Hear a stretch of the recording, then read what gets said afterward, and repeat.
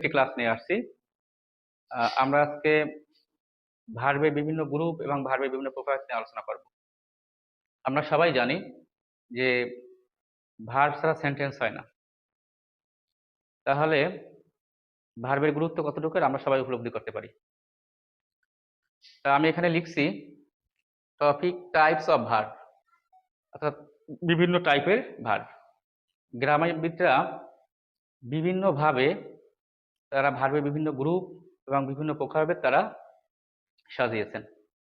কোথাও স্পেসিফিক কোনো ভার্বের প্রকারভেদ নেই।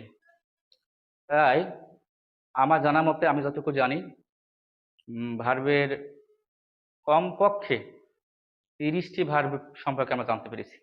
এর বেশিও থাকতে পারে, যদি থাকে আপনারা আমাকে জানাবেন। যেমন প্রথমে আছে verb, finite verb, non finite verb. এই ফাইনাইট ভার্বে আবার রূপ আছে প্রিন্সিপাল ভার্ব বা অ্যাকশন ভার্ব, আর নন ফাইনাইট ভার্বের রূপ আছে আমরা জানি ইনফিনিটিভ, জিরান্ড, পার্টিসিপল। পার্টিসিপল আবার 3টে ভাগে ভাগ আছে, আপনার present participle, past participle, perfect participle. এছাড়াও আপনার এই যে প্রিন্সিপাল ভার্ব, এটাকে আমরা ট্রান্সিটিভ ভার্ব বলতে পারি, ইনট্রান্সিটিভ ভার্ব বলতে পারি, আবার লিঙ্কিং ভার্ব বলতে পারি।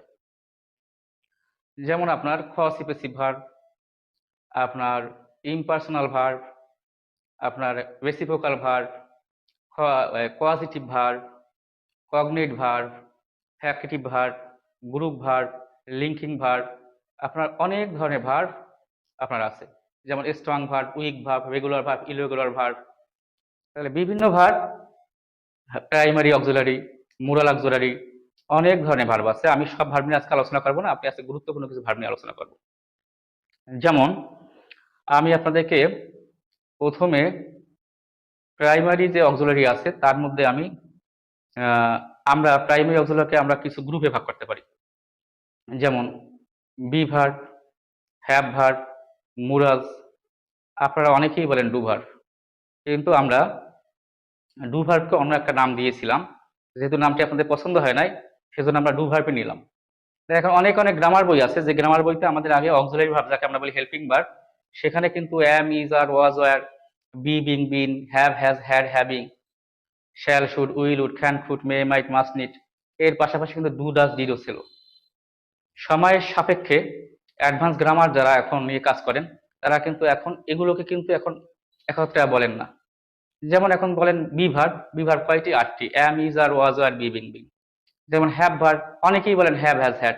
আমি এর সাথে একটু যোগ করতে চাই, হ্যাভিংটাকেও আমরা এখানে নিয়ে আসতে চাই, কারণ হ্যাভ ভার্বের মধ্যে হ্যাভিংটাও আসে।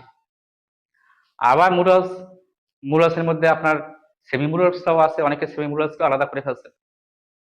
এখন কথা হলো যে বি ভার্ব, হ্যাভ ভার্ব, মুরালস, এবং যদি আপনি ডু, ডাজ, ডিডকে যদি আপনি ডু ভার্ব ধরেন, তাহলে আমি এই ভার্ব বাদে আর সমস্ত ভার্বকে আমরা লেক্সিক্যাল ভার্ব ধরতে পারি।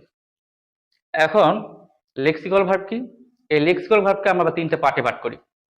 একটা হলো ডাইনামিক ভার্ব, একটা হলো স্ট্যাটিক ভার্ব, একটা হলো লিঙ্কিং ভার্ব, অথবা একটা হলো মিক্সড ভার্ব। এখন এই ডাইনামিক ভার্বকে আমরা বলতে পারি অ্যাকশন ভার্ব বা প্রিন্সিপাল ভার্ব, অথবা মেইন ভার্ব বলতে পারি আমরা। এক এক গ্রামারবিদ এক একভাবে উপস্থাপন করে, বিষয়টা কিন্তু আমাদের এক, এবং সবার বোঝানোর কৌশল কিন্তু এক না, সবার বোঝানোর কৌশলও কিন্তু ভিন্ন। যখন একটা টপিক একজন শিক্ষক পড়াবে, তার বোঝানোর কৌশল ভিন্ন থাকবে, আপনারা যখন বুঝাবেন আপনাদের বোঝানোর কৌশল ভিন্ন থাকবে। এ নিয়ে আমাদের কোনো মতপাত থাকা উচিত না, কিন্তু বিষয়টা আসলে কি সঠিক কিনা এটা আমাদের দেখার বিষয়। এখন দেখেন, যদি আমি লিখি I am a teacher, I am a teacher, তখন দেখেন এখানে আমাদের একটা ভার্ব আছে অ্যাম। আমি কিন্তু আপনাদেরকে বলে আসছি যে be verb am, is, are, was, were, be, being, been. তাহলে আমরা যদি এখন এটাকে বলি যে অ্যাম অক্সিলারি ভার্ব বা বি ভার্ব, তাহলে কিন্তু আমাদের ভুল হবে। যদি আমরা এটাকে অক্সিলারি ভার্ব বা বি ভার্ব বলি, তাহলে কিন্তু ভুল। এটা হবে মেইন ভার্ব বা প্রিন্সিপাল ভার্ব। কারণ যখন কোনো সেন্টেন্সে একটি মাত্র ভার্ব থাকবে, তখন সেই ভার্বকে আমরা সবসময় মেইন ভার্ব বলবো। এখন দেখেন, ছিল কিন্তু বি ভার্ব, হয়ে গেল কিন্তু মেইন ভার্ব। আমাদের কিন্তু বিষয়টা কিন্তু এটা, আমরা এই বিষয়গুলো নিয়েই কথা বলবো। এখন দেখেন, এখন যদি আমি আবার একটু দেখি, দেখেন যে আই অ্যাম আ টিচার, এখানে আই, যিনি আই তিনি কিন্তু আর টিচার, যিনি কিন্তু আ টিচার, অর্থাৎ সাবজেক্ট এবং অবজেক্ট যখন এক ব্যক্তি হবে তখন যে ভার্ব দিয়ে শুরু হবে সেই ভার্বটাকে আমরা বলি লিঙ্কিং ভার্ব। এই ভার্ব বলি লিঙ্কিং ভার্ব। এখন দেখেন তাহলে আমরা এখানে অ্যাম কে আমরা লিঙ্কিং ভার্ব বলতে পারি, অ্যাম কে আমরা লিঙ্কিং ভার্ব বলতে পারি। এখন অর্থাৎ এই সেন্টেন্সে দেখেন আই অ্যাম আই স্টুডেন্ট, এখানে আই স্টুডেন্টকে আমরা কখনো অবজেক্ট বলতে পারবো না। আর একটা কথা বলে রাখি, আমরা সাধারণত বলি সাবজেক্ট ভার্ব অবজেক্ট, এই বলাটার মধ্যে আমাদের একটু সমস্যা আছে। এটা নিয়ে যদি আমি একটু কথা বলি তাহলে আমাদের পুরোপুরি ক্লিয়ার হবে।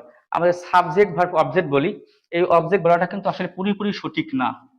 যদি কেউ আপনাকে প্রশ্ন করে সেক্ষেত্রে কিন্তু আটকানোর একটা জায়গা থাকে, কারণ সব সেন্টেন্সে কিন্তু অবজেক্ট থাকে না। সেক্ষেত্রে আমি অবজেক্ট লিখি, তখন প্রশ্ন করবে যে এই সেন্টেন্সে অবজেক্ট কি, তখন কিন্তু আমি